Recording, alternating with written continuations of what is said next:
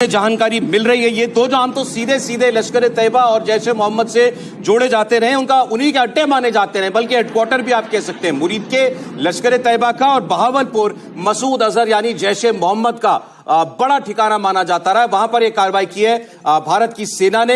पाकिस्तान कह रहा है मिसाइल अटैक है, इसकी पुष्टि अभी भारत की सेना ने अभी नहीं की है कि किस तरीके से ये भारत ने हमला किया है इन आतंकवादी ठिकानों पर। पाकिस्तान कह रहा है कि ये मिसाइल हमला किया गया है, भारत ने अपनी टेरिटरी से ये मिसाइल अटैक किया है पाकिस्तान के ऊपर। ये बात तो भारत की सेना भी कह रही है। ये 9 ठिकाने पीओके में भी हैं और पाकिस्तान में भी हैं, प्रॉपर पाकिस्तान में भी हैं, जिसको नाम दिया गया ऑपरेशन सिंदूर।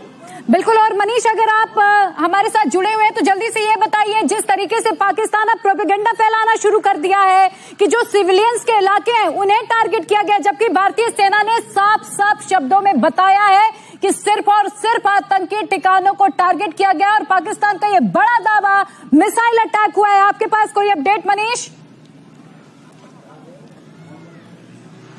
प्रिया, देखिए, इसके रेफरेंस के तौर पे मैं आपको बालाकोट एयर स्ट्राइक ले जाऊंगा। बालाकोट एयर स्ट्राइक हुई थी, उस दौरान भी पाकिस्तान ने प्रोपेगेंडा फैलाना शुरू किया था कि एयरक्राफ्ट क्रैश कर गया, एयरक्राफ्ट को शॉट डाउन किया, सिविल एरियाज को टारगेट किया और जो रिहायशी लोग हैं वो काफी मारे गए। ये सब पाकिस्तान के हथकंडे हैं और पाकिस्तान की आईएसपीआर और जो डीजी आईएसपीआर है उनके नेतृत्व में ये पूरा प्रोपेगेंडा फैलाने की मशीनरी है। लेकिन जो ऑफिशियली हमें भारतीय सेना के द्वारा बताया गया है उसके मुताबिक करीबन 12:30 बजे से लेकर 1:30 बजे का वक्त था जब यहां पे पूरा एक्शन हुआ, और सोचे समझे तरीके से 9 जो टारगेट है जिसका एक एक जानकारी थी। ऐसा नहीं कि ये जानकारी सिर्फ भारतीय सेना ने चुनी उसके बाद तुरंत अटैक कर दिया, बल्कि इस पे पूरा रिसर्च किया गया। 22 तारीख से लेकर अभी तक भारतीय सेना, नौसेना, वायुसेना, उसके अलावा जो इंटेलिजेंस एजेंसीज हैं, मल्टीपल एजेंसीज ने इसको टारगेट को फिक्स किया, इसको क्लियर करवाया गया। प्रधानमंत्री नरेंद्र मोदी ने हर एक मूव की पूरी जानकारी ली और फ्री हैंड देते हुए कहा कि समय अनुसार वो उचित कार्रवाई करें, और आज का वो डी था यानी फाइनल डे था। तो इसीलिए जब ये टारगेट्स किए गए, 3 अलग अलग सेक्टर हैं, एक राजस्थान के सामने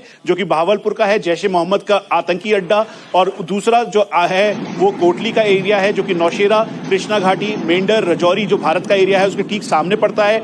और हम आपको यह भी बता दें, बहावलपुर इसलिए भी बड़ा इंपॉर्टेंट हो जाता है क्योंकि इसके पास एक न्यूक्लियर एसेट है पाकिस्तान का, वहां पर भारतीय वायुसेना की एक्सरसाइज हो रही है, और 31 कोर जो पाकिस्तानी आर्मी की है जो इस जैश ए मोहम्मद के आतंकी अड्डे को पूरी तरीके से सपोर्ट करती है और उसे उसका ख्याल रखती है। उस के नाक के नीचे से बहावलपुर के इस आतंकी अड्डे को तबाह करना एक बहुत बड़ी बात है। उसके बाद कोटली का एरिया जो कि पाकिस्तान के 3 से 4 लोकेशंस कोटली के एरिया में है, और यहां पर फॉरवर्ड खुरेटा जो हमें बताया गया, समानी, आलियाबाद और जो हजीरा तक का एरिया है उस एरिया को मेन टारगेट किया गया है। और फिर उसके बाद थर्ड एरिया जो है वो मुजफ्फराबाद एक्सेस आता है, जो कि ये उरी और जो कुपवाड़ा है भारत का उसके ठीक सामने का एरिया पड़ता है। वहां पर मुजफ्फराबाद, उसके साथ साथ जो मुरीद के, उसके अलावा जो गढ़ी हबीबुल्ला, फिर उसके बाद आलियाबाद और चकोटी चेलाबंडी का एरिया है। तो यहां पर टारगेट तरीके से पहले पूरा तैयारी की गई। ये देखा गया कि आतंकी जो यहां पर अल्फा 3 कंट्रोल रूम 2 जगह हैं, काली घाटी और हजीरा, जहां पर देखिए इस्लामाबाद में इस वक्त जबरदस्त भगदड़ की खबर आ रही है। इस्लामाबाद में अफरा तफरी मची हुई है।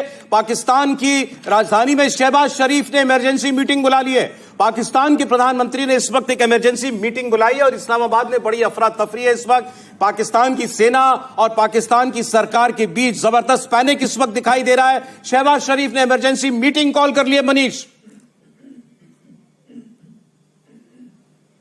देखिए, ये इसी का अंदेशा था, क्योंकि आपको ध्यान होगा जैसे ही भारतीय वायुसेना ने नोटैम इशू किया उसके बाद मॉक ड्रिल की पूरी ऑफिशियल जानकारी आई, उसके बाद से ही पाकिस्तान घबराया हुआ था और बैकफुट पे था। इसी वजह से शहबाज शरीफ या फिर ख्वाजा आसिफ जो उनके डिफेंस मिनिस्टर हैं, या उसके अलावा पूरे जो नेशनल सिक्योरिटी एडवाइजर नए नए बनाए गए हैं, उन सभी को ये बार बार इस बात का अंदेशा था कि हो सकता है कि रात के अंधेरे में भारतीय वायुसेना, भारतीय सेना या भारतीय नौसेना एक्शन करे। लेकिन उनको मिलिट्री एक्शन लग रहा था, लेकिन भारतीय सेना के द्वारा औपचारिक तौर पर कह दिया गया। जैसे ये हुआ उसके बाद इस्लामाबाद, लाहौर, जकुआबाद, यानी जो रहमियार खान, जितने भी सिविल एयरपोर्ट्स हैं वहां पर लोगों की भीड़, जो हमें जानकारी मिल रही है एजेंसी, सिक्योरिटी एजेंसीज के द्वारा, उन्होंने इस बात को कहा है कि लोगों की भीड़ मच गई है, अफरा तफरी हो गई है, क्योंकि जो टारगेटेड एरिया से वो सभी जानते थे कि आतंकी अड्डे हैं। तो इसीलिए ये जो शहबाज शरीफ ने जो अब ये मीटिंग बुलाई है उसमें जो एक्शन है यानी जो रिपरकशन होगा उसकी तैयारी की जाएगी। लेकिन हम आपको फिर से बता दें, भारतीय सेना, वायुसेना, नौसेना, एयर डिफेंस सिस्टम, उसके अलावा इंटेलिजेंस एजेंसीज